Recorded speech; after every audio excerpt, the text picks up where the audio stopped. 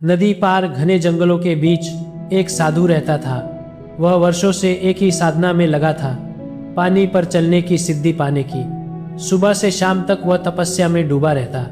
भोजन के रूप में वह सिर्फ दूध ग्रहण करता था, इसलिए गांव का एक दूध वाला प्रतिदिन नदी पार करके उसके लिए दूध पहुंचाता था। मौसम कैसा भी हो, दूध वाला अपने काम में कभी देर नहीं करता था। एक दिन उसे किसी काम से दूसरे गांव जाना पड़ा, इसलिए उसने अपनी बेटी को साधु के पास दूध पहुंचाने की जिम्मेदारी दी। लड़की पहले दिन बिना किसी परेशानी के आश्रम पहुंच गई, लेकिन अगले दिन घनघोर बारिश होने लगी। नदी उफान पर थी। लड़की जब दूध लेकर निकलने लगी तो उसकी मां ने डरकर उसे रोक दिया। शाम तक बारिश थमी, तब वह आश्रम पहुंची और साधु से क्षमा मांगते हुए देरी से आने का कारण बताया। साधु ने उसे एक मंत्र दिया और कहा, अगर कभी नदी उफान पर हो तो इस मंत्र का जाप कर लेना, तुम पानी पर चलकर मेरे पास पहुंच जाओगी। साधु यह मंत्र स्वयं कई दिनों से आजमाना चाहता था, पर भीतर ही भीतर उसे इस मंत्र पर भरोसा नहीं था। लड़की मंत्र लेकर लौट गई। रात में फिर जोरदार बारिश हुई। अगली सुबह नदी और भी भयानक रूप से उफनी हुई थी, लेकिन लड़की साधु के दिए मंत्र से पानी पर चलती हुई नदी पार कर गई। साधु को जब उसने ये बताया तो उसे यकीन नहीं हुआ।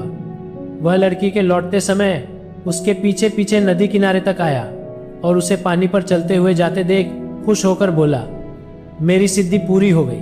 उत्साह में उसने भी मंत्र जपा और पानी पर कदम रखने की कोशिश की, लेकिन कदम रखते ही डर ने उसे जकड़ लिया। मन में संदेह कौंध अगर मंत्र काम न किया तो, और उसी संदेह के कारण वह पानी में उतरते ही डूब गया। लड़की सुरक्षित घर पहुंच गई क्योंकि उसे पूरा विश्वास था। साधु डूब गया क्योंकि उसका मन संदेहों से भरा था। इस कहानी से हमें एक बहुत बड़ी सीख मिलती है कि साधु ने वर्षों तपस्या की, मंत्र भी पाया, लेकिन खुद पर भरोसा नहीं कर पाया। वहीं एक साधारण लड़की ने बिना किसी संदेह के विश्वास किया और वही विश्वास उसे नदी पार करा गया। याद रखो, सिर्फ मेहनत काफी नहीं होती जब तक उस मेहनत पर भरोसा न हो। संदेह आपको डुबो देता है और विश्वास आपको आगे बढ़ाता है। इसलिए सपने बड़े रखो, मेहनत पूरी करो और सबसे जरूरी खुद पर विश्वास रखो। सफलता केवल प्रयास से नहीं मिलती, बल्कि उस पर विश्वास भी उतना ही जरूरी है।